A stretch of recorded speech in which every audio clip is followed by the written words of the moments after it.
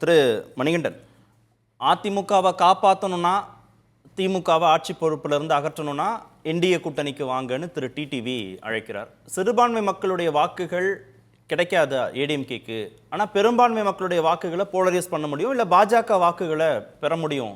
அதனால் பாஜகவுடனான கூட்டணி அப்படின்னு ஒரு யோசனை. பெஸ்ட் சாய்ஸ் எதுனா தாவேகா. ஆனால் அவங்க ஆட்சியிலும் பங்கு அதிகாரத்திலும் பங்குங்கிற அந்த கோரிக்கையோட வருவார்கள். இதில் எப்படி அதிமுக சாத்தியப்படுத்த போகுது அந்த மெகா கூட்டணின்றத? சார், அதிமுக 200 இடங்கள்ல உறுதியா வெல்லும். எப்படி சொன்னீங்கன்னா, திமுக கடந்த காலங்களில் சொன்ன வாக்குறுதி எதுவுமே நிறைவேற்றலைங்கிறது குற்றச்சாட்டு. இல்ல, வெல்லணும்னா கூட்டணி வேணும் இல்லையா? வெல்லணும்னா கூட்டணி வேணும். ரெண்டு சாய்ஸ் உங்களுக்கு. கூட்டணி சார், ரெண்டு சாய்ஸ். ஒண்ணு தனித்த செல்வாக்கு, இல்ல கூட்டணி. தனித்த செல்வாக்கே போதும்னா நம்ம இந்த எல்லா கேள்விகளையுமே தள்ளிடலாம், அடுத்த விருந்தினர்கிட்ட நம்ம போயிடலாம். இல்ல கூட்டணி பிரதானம்னா எப்படி சாத்தியப்படுத்த போறீங்க? கார்த்திகேயன் சார், பொண்ணுல 25% வாக்குகள் அதிமுக நிலையா உண்டு. இப்ப திமுக மீதுள்ள அதிருப்தி நுழைவாக வரக்கூடிய வாக்கு 15% வாக்கு கூடுங்க.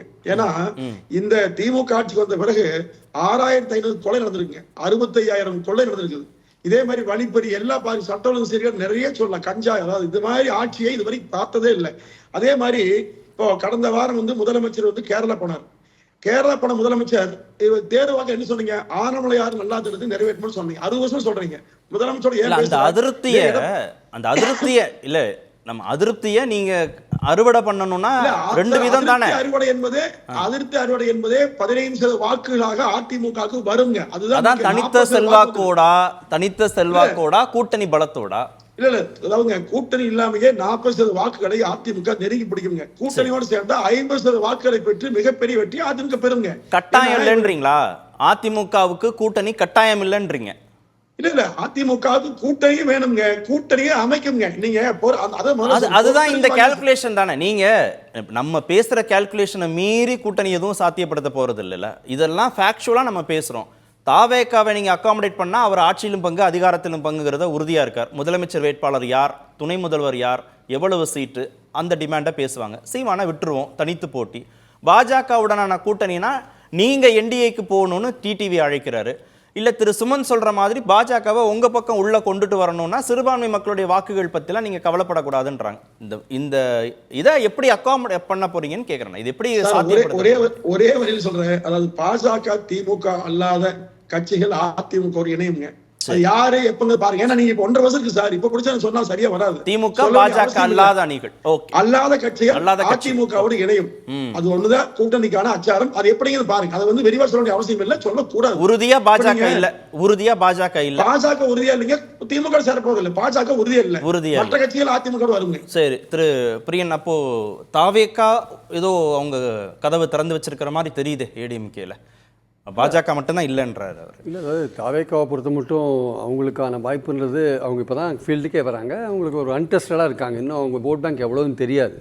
ஸோ அப்படி தெரியாத போது அவங்க போட்டி போட்டு தன்னுடைய பலம் எவ்வளோன்னு தெரிஞ்சுக்கிறதுக்கு முதல்ல விரும்புவாங்க. தனித்து போட்டி தான் விரும்புவாங்க. இல்லை, தனித்து போட்டி நம்ம பலம் எவ்வளோ, ஏன்னா அவங்க எந்த அடிப்படையில் சீட்டு கேட்பாங்க முதல்ல. ஏடிஎம் கேட்டால் அன்டெஸ்டடாக ஒரு பர்சன்டேஜ் அவங்களுக்கு எதுவும் தெரியாத போது நான் எடுத்த உடனே எனக்கு 80 சீட் கொடுங்க, டெப்டி சீஃப் மினிஸ்டர் கொடுங்கன்னா ஏடிஎம்கே ஒத்துக்குமா? அவர் திரு சுமன் சொன்னார்ல, இந்த கரிஷ்மாட்டிக் லீடர். இல்லை, அவர் உதவி செய்ய கரிஷ்மாட்டிக் லீடர் தான் சார். பட் எடுத்த உடனே ஆட்சி அமைக்கிற அளவுக்குலாம் ஒரு கரிஷ்மாட்டிக் கிடையாது.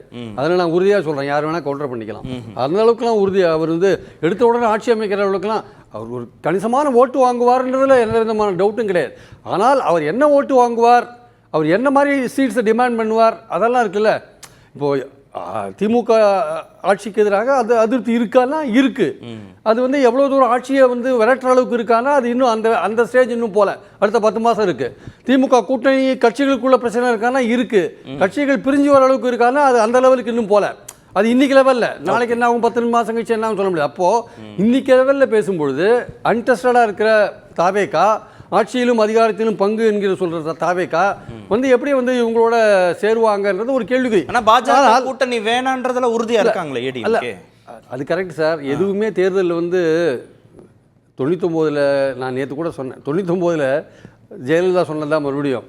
இன்ஃபேக்ட் எங்கிட்டயே பர்சனலாக சொன்னாங்க 99 அவங்க பிரச்சாரத்தை நான் கவர் பண்ண போன போது, mister I will not have any alliance with BJP here after. நாங்கள் பிரச்சாரத்தில் கவர் பண்ண போகும்போது ஒரு கேப்பில் பேசும்போது சொன்னாங்க. ஸோ 2004 2004 கூட்டணி வச்சாங்க. 2004 கூட்டணி வச்சாங்க. ஸோ அதனால இதெல்லாம் இந்த அரசியல்வாதிகள் பிரச்சனை நம்பாதீங்க சார். கூட்டணி நீங்க இருக்குன்னுவாங்க, நாளைக்கு இல்லைன்னு. என்னன்னா வின்னபிலிட்டி முக்கியம். எலெக்ஷன்ல வின்னபிலிட்டி முக்கியம். இந்த கூட்டணியோட சேர்ந்தா நம்ம ஓட்டு டிரான்ஸ்ஃபர் ஆகுமா, அந்த கூட்டணியோட சேர்ந்தா நமக்கு அந்த கட்சி வந்தா நமக்கு ஓட்டு டிரான்ஸ்ஃபர் ஆகுமா. நீங்க தேர்தலில் அதிகாரத்தை பிடிச்சாதான் உங்க கட்சிக்கு மதிப்பு. வரப்போற எலெக்ஷன்ல எடப்பாடி பின்னடைவு செஞ்சாருன்னா அவரோட தலைமைக்கு ஆபத்து. அதுதான் இங்க பாயிண்ட். அதனால அவர் எல்லா விதமான எஃபோர்ட்ஸும் காம்ப்ரமைஸும் பண்ண வேண்டிய அவசியம் அவருக்கு இருக்கு. அப்போ தாவேக்கா கேட்கிற ஆட்சியிலும் பங்கு, அதிகாரத்திலும் பங்குக்கும் ஒத்துக்க வேண்டிய லெவல்ல அவர் போவார். அவர் காம்ப்ரமைஸ் பண்ண வேண்டிய இடத்துல இபிஎஸ் இருக்கிறாரு. அவருக்கு சாய்ஸஸ் கிடையாது. பாஜகவுடன் கூட்டணினா அது வைக்கிற டிமாண்டை ஏத்துக்கணும். தாவேக்காவுடன் கூட்டணினா விஜய் வைக்கிற டிமாண்டை ஏத்துக்கணும். மணிகண்டன் சுருக்கமா சார், ஒண்ணு இல்ல, அதிமுக இல்லாமல் மற்ற கட்சிகள் வெளியேறி ஒரு எம்எல்ஏ ஜெயிக்கணும்னு சொல்லுங்க. அதிமுக எப்படி அணி வெற்றி வேண்டும் சொல்லுங்க. திமுக எப்படி வீழ்த்த முடியும் சொல்லுங்க. திமுகவை வீழ்த்த வேண்டும் என்று சொன்னால் அதிமுக தவிர்த்து யாராலும் வீழ்த்த முடியாது. அப்ப அதிமுக தலைமை தான் கூட்டணி அமைக்கும். நிச்சயமாக வீழ்த்துங்க. அதுக்கான வியூகங்கிறது மறைமுகமா தான் வெளியே சொல்ல முடிய அவசியம். பிரியன் சார் சொல்ல நான் சொல்ல முடியாது. பேசும். சரி, இடைவேளைக்கு பிறகு பேசும். அதாவது அவர் ஏடிஎம்கே தான் தேவை, விஜய்க்கும் தேவை, பாஜகவுக்கும் தேவை. இவங்க கிட்ட இருக்கிற 20 25 தேவையில்லை அவங்களுக்கும்.